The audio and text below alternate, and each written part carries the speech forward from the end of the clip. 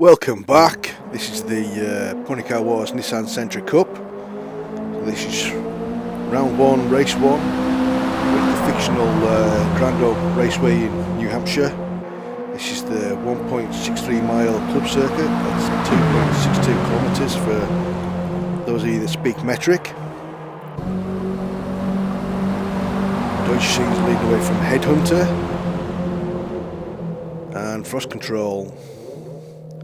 Headhunter's got a livery on that was the like the series reveal car and used as a guest driver a couple of times. Frosty's got a, how do we say, it's a semi-replica. It looks a lot like some of the liveries that we used for a team. In behind him we've got I think that's, don't know, that's Bad Boy. I'll find out in a second. It's Keflex in the white car.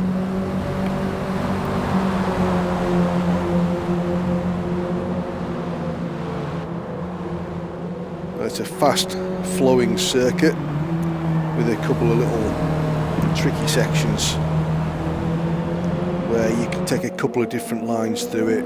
You know,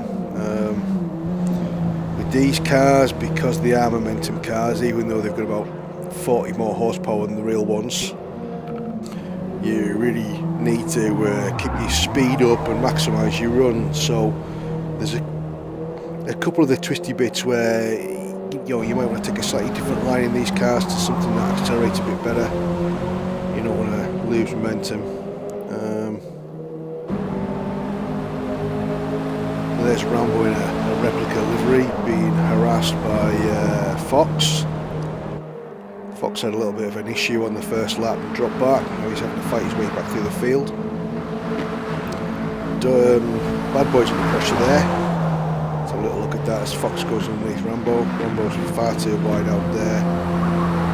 But should carry plenty of speed. We've got racing looking around. Yeah, so it's Mini Carbo, who was another drop in with a plain white car, fighting with Bad Boy there for 5th place. So yeah, so the real cars have 149 horsepower from a 2-litre engine. They're based on the base model Nissan Sentra. It's sold in America and Canada.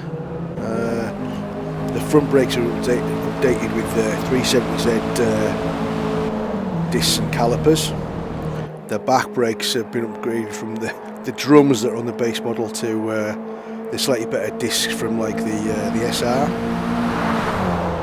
And the all-up weight, including driver, post-race is 3,045 pounds. So ours weigh about 28-60 pounds, but that's without obviously the driver. So when you add, say, a driver and helmet to that, they come out about the same weight. Ours are a bit faster though. Obviously the extra horsepower makes a difference, but they're a little bit insipid when testing with a power modifier was done, so we left them with the standard 188 ponies. Rambo's chasing Fox, not letting him get away there. The real car started out on 265 rubber front and rear slicks, but they were probably a little bit overtired for the horsepower and stuff. And for ease and cost, they moved to 245 sort of track day rubber for a couple of seasons. Frost Control's having a look at Headhunter here. We're almost 3 wide there. I thought Keflex was going to make it 3 wide. Headhunter's holding on. But as they're fighting here, Deutsche Scene's going to get away. They really might be better off running with each other at this point in the race and leaving the battle into the last couple of laps. Frost Control's definitely looking a little bit quicker than Headhunter there actually. You just can't quite get it done. I mean, these cars, the passes are kind of slow motion. Everything takes a little bit longer, you got to line it up. And even when you go underneath the car, because it's a nice flowing track, the other guy can stay on the outside a lot of the time and you can run around together. So yeah, so those three cars fighting for second place, absolutely versatile. So Frost Control's going again, can't get it done, and now he might lose a place to Keflix here.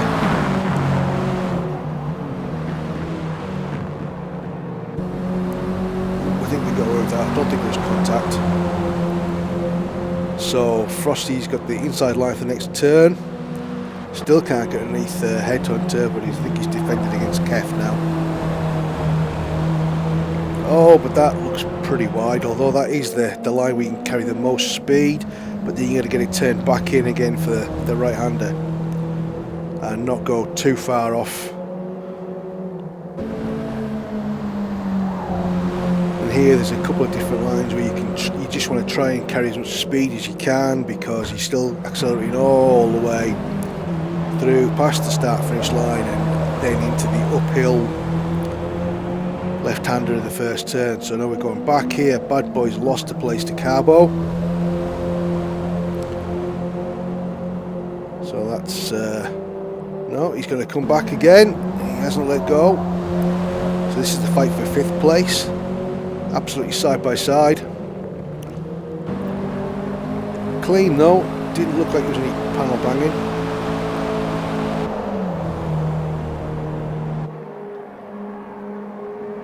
It looks like Mark 1 Racer's AFK there. His car's trundling around on pause without him.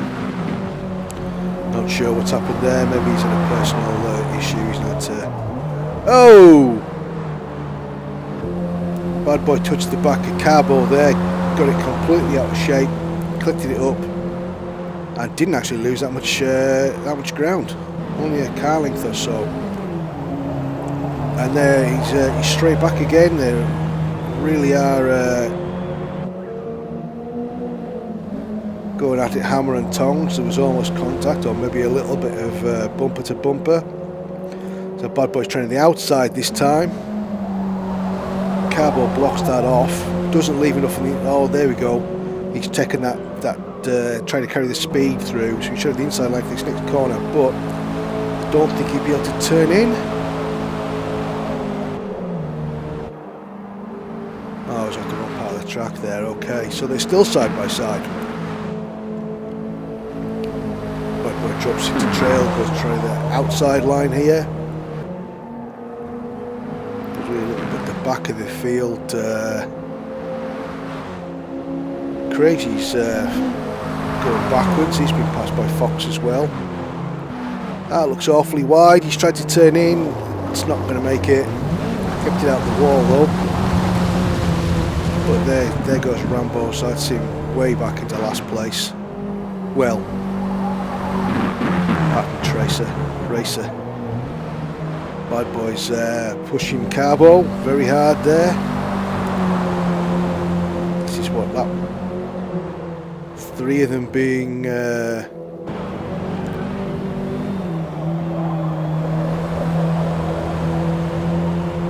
side by side half the way around.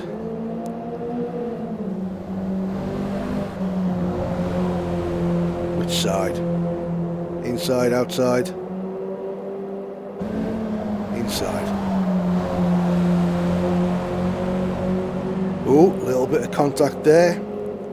Push Carbo a bit, but Carbo's got the outside, the fast line here.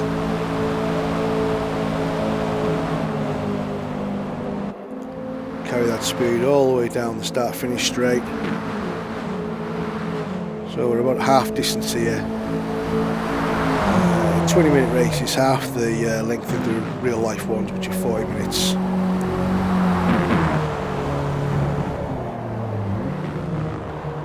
Yeah, so they've got sport tyres on. tyre wear is on ×2. They've got plenty of life in them, it shouldn't ever be a problem.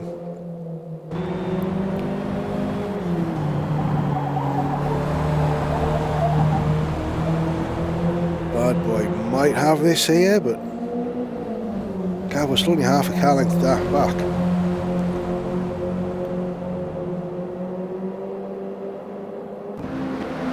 Hopefully the ghost car's not going to be an issue. That's a big slide by Headhunter.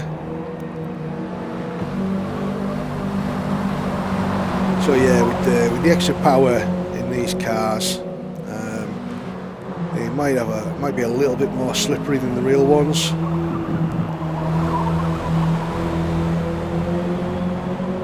So it's basically supposed to be almost a showroom stock series, or it was, as I say, it folded at the end of 2025, unfortunately. Nissan sort of withdrew their sponsorship. It started out with Micras about 10-11 years ago, and then because the Micra wasn't sold in the United States, Nissan thought, well, let's move up to a model that is sold south of the border as well, even though it's a Canadian series. That, you know, obviously it's all motor racing is not all motor racing, let's say. So anything that's like above absolute club level is advertising for your brand, isn't it? There's Headhunter and Frosty good on it there. Frost Control is obviously our resident Canadian, eh? So I'm sure he knows all about this this championship. So yeah, so they moved up to the Sentra, which is obviously a much bigger car than the Micra, and the base model's been upgraded with coilover suspension, adjustable sway bars, you know, anti-roll bars. It's tunable. It's got the little spoiler on the back from the SR model and stuff. So it's represented in game by the Nismo model of the Sentra that we've got in Forza Motorsport 23, which is quite a good analog. It's not quite the same. The front panels are a bit different. The grill's a lot larger on the real cars.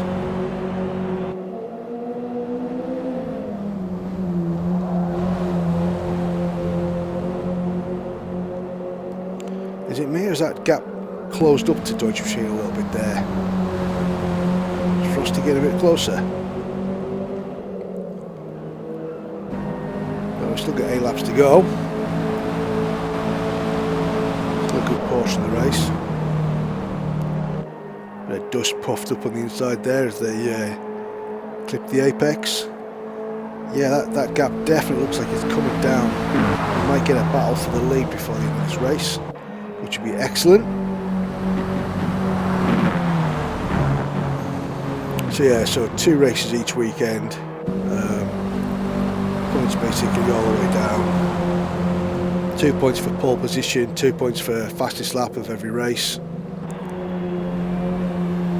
And since we haven't actually got any Canadian tracks in Forza Motorsport, we're racing at all the American ones that are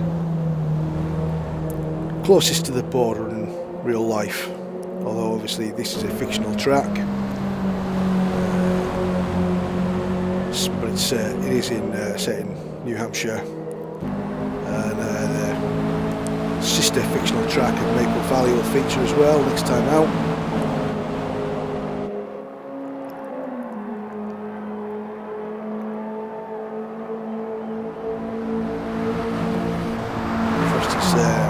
Maybe having a good defensive there as Headhunter's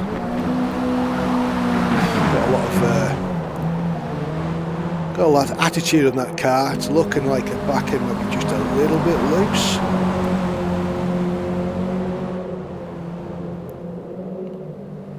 Frosty's looks a little bit more stable. still changing direction nicely for it. Although, Headhunter's maybe took a bit too much curb there. Frosty keeps it neat and tidy, forcing Headhunter to go the long way around. He's going to cut back, go for the apex, try and get the inside line for the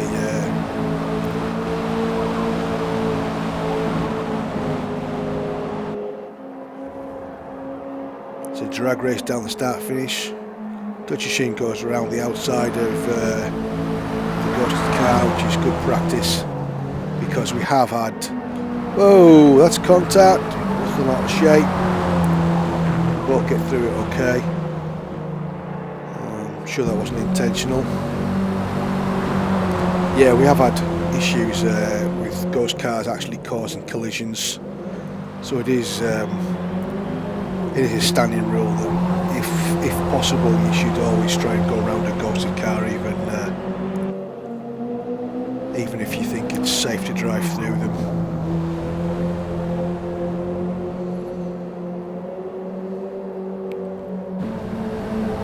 Even had a collision in the warm-up in this series where the cars are ghosted by default, so phantom collisions still can occur.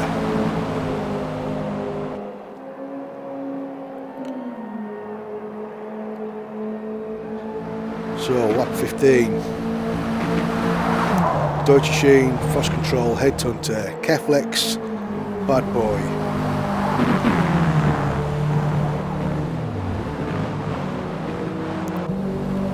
Deutsche Machine's got his customary yellow livery.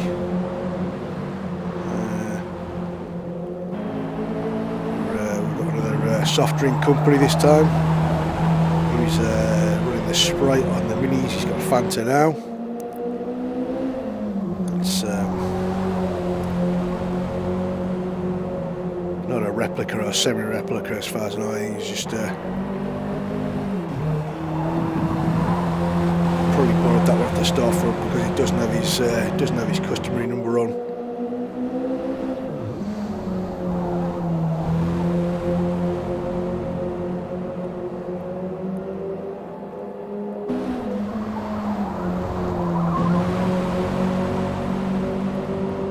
So yeah, the cars are lapping in just over a minute to the 1.6 miles here.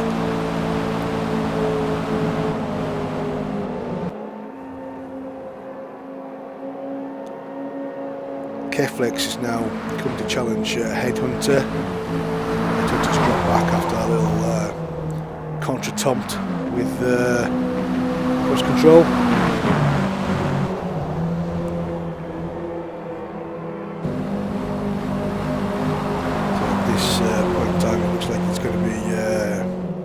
Deutsche Machine, Frost Control, and third place is definitely up for grabs here. Kef's looking racy.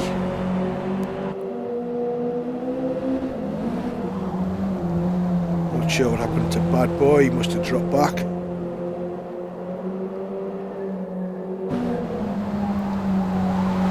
Can Headhunter hold off Keflex? Leader's coming up to start lap 18, so we've got 2 laps to go. 2 minutes, thereabouts.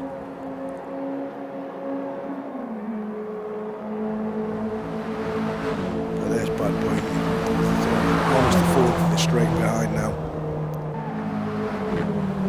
Kef's got up the inside, Headhunter. Headhunter's running very wide, going sideways again there, and yet he still managed to come out ahead. I actually thought he was heading for the gravel trap there for a second.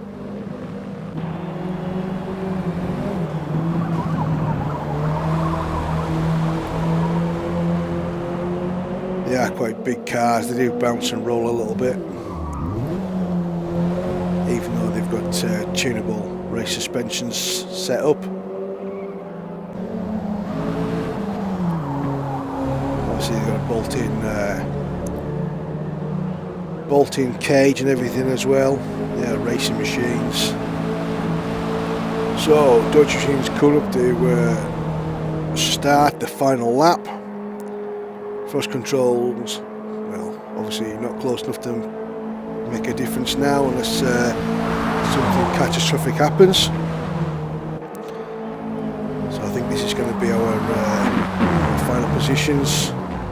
Dodge Machine Thrust Control Headhunter for your podium.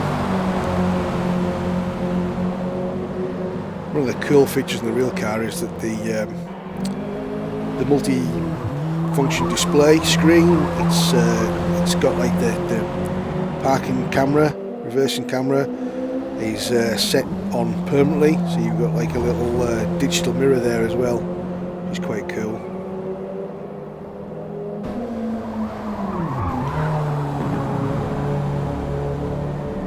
So almost at the end now. Yeah, thrust controls not made up any of the ground, didn't really expect it to on the final lap.